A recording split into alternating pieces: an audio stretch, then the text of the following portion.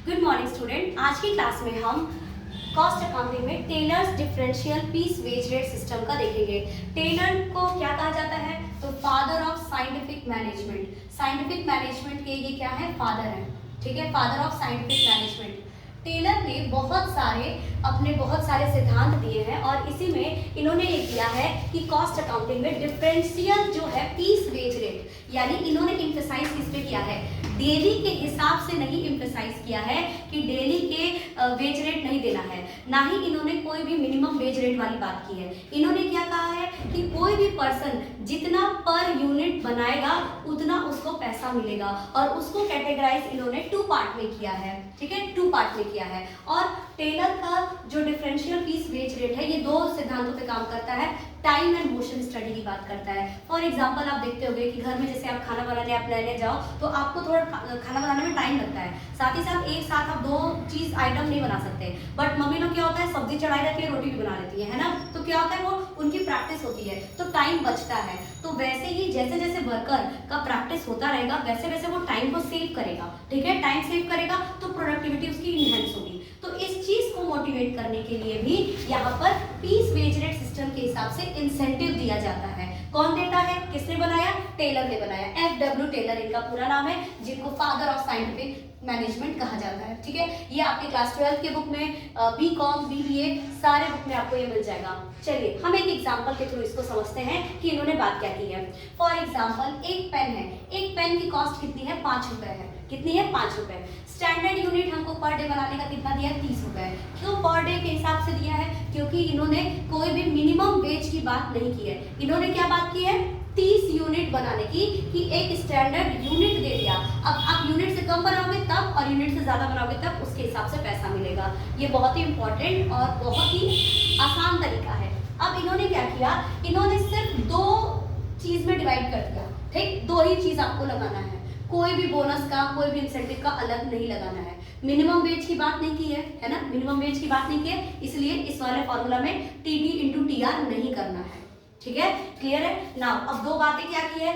Eight और above standard. यदि कोई पर्सन या तो जितना स्टैंडर्ड फिक्स किया है उतना, या तो उससे एबव का प्रोडक्टिविटी करता है तो उसको कितना दिया जाएगा? 120% दिया जाएगा। ठीक है, जैसे 30 बनाया है, 30 स्टैंडर्ड यूनिट था, अगर किसी पर्सन ने 30 भी बनाया तो भी आपको 120% मिलेगा, 35 भी बनाया तो भी आपको 120% मिलेगा। इस मेथड से क्या फायदा होता है कि एटलीस्ट जो एम्प्लॉय है वो क्या करता है? कोशिश करता है कि स्टैंडर्ड तक पहुंच जाए। ज्यादा नहीं बनाएंगे कोई बात नहीं, स्टैंडर्ड तक पहुंचने की कोशिश करता है। ठीक, तो उनको कितना देंगे? एट या एबव स्टैंडर्ड होगा तो 120%, यानी 30 बनाएंगे तो भी 120% मिलेगा, और 35 बनाएंगे तो भी 120% मिलेगा। ठीक है, दूसरा हमारा आता है बिलो स्टैंडर्ड। यदि कोई भी एम्प्लॉय, कोई भी वर्कर 30 से कम बनाता है तो उसको 80% मिलेगा। अब समझते हैं 120% किसका? कॉस्ट कितनी थी? 5 रुपए। तो 5 रुपए का 120% कितना होता है? 6 रुपए। ठीक है, तो यदि कोई पर्सन 30 यूनिट बनाता है उसको 6 रुपए के हिसाब से दिया जाएगा। सेम यहाँ पर बिलो स्टैंडर्ड अगर बना लिया, यानी कि अगर किसी पर्सन ने 29 यूनिट भी बनाया तो भी उसको 80% देगा। तो यहाँ पर क्या करेगा? वर्कर कोशिश करके 30 करने की कोशिश करेगा। क्यों? क्योंकि यहाँ पर 40% उसको एक्स्ट्रा मिल जाएगा एक एडिशनल यूनिट बनाने से। तो बहुत दिमाग लगा करके ये कॉन्सेप्ट रखा गया है ताकि एटलीस्ट हमारा स्टैंडर्ड आउटपुट हमको मिल ही जाए। ठीक है, तो यहाँ पर क्या हो जाएगा? अब यहाँ पर किसी पर्सन ने 29 बनाया तो 80% देंगे क्योंकि बिलो वो है, तो 5 रुपए का 80% कितना हो जाएगा? 4 रुपए हो जाएगा। ठीक है, इस पूरे फॉर्मूला को हम एक एग्जांपल के थ्रू समझते हैं। ठीक है, पर्सन है A person, B person, C person. Standard unit बनाने के लिए कितना फिक्स किया गया? 30 यूनिट बनाना है एक दिन में। यूनिट प्रोड्यूस कितना कर रहा है? पर्सन A जो है वो 28 यूनिट बना रहे हैं, पर्सन B जो है वो 30 यूनिट बना रहे हैं, और पर्सन C जो है वो 35 बना रहे हैं। अब ध्यान दीजिएगा 3 केसेस हैं, लेकिन हमको देना 2 ही मेथड से, सिर्फ 120% या 180%, क्योंकि किसी भी ऑफिस में, फैक्ट्री में 100 से ज्यादा वर्कर होते हैं तो सबका अलग अलग तो हम नहीं करेंगे ना। किसने 25 बनाया तो 25 से निकालो, 26 बनाया तो 26 से निकालो, नहीं। इन सारे कैलकुलेशन को हटा करके सिर्फ हमको 120 और 80% लेना है। ठीक है, अब ध्यान दीजिएगा, कंपेयर करना है स्टैंडर्ड से। 30 हमारा स्टैंडर्ड था, 28 प्रोड्यूस किए, तो ये क्या हो गया? प्रोडक्टिविटी बिलो हो गई, यानी कि हमको यहाँ पे क्या देना होगा? 80%। ये ध्यान में रखिएगा।